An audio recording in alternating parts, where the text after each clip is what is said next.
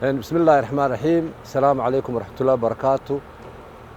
maanta tahay bishii afraad 12keedii 2022 ciidanka dabdamisku wuxuu u diyaar yahay ama uu soo diyaar garoobay in uu kala qayb galo ololaha nadaafadda bacadlaha. marka maalintii dabku dhacay ilaa iyo maanta saas u heegan u yihiin, saas ugu shaqeynayaan.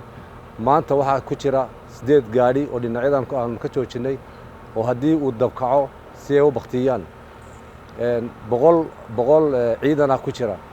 marka ciidanka dabdamisku waa ciidan heegana, waa ciidan u heelan inay caawiyaan ama gacan qabtaan wixii kolba qaran ku yimaada.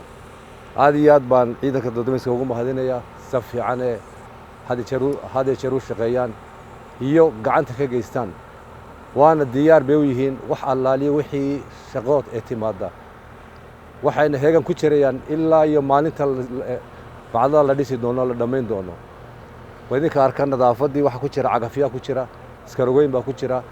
ciidankuna heegan waxay yihiin ama diyaar waxay yihiin in wixii ay gacantooda ku qaadi karaan ku qaadaan. wixii dab ka yimaadana marka la rogayo amba cagaftu kala rogayso in dabka la diraan ee joojiyaan. marka ciidanka aad iyo aad baan ugu mahadnaqayaa ficilka ay sameeyeen. dadkoodii way shaqeynayaan, dadkoodii way shaqeynayaan, dalkoodii way shaqeynayaan, waddankoodii way shaqeynayaan.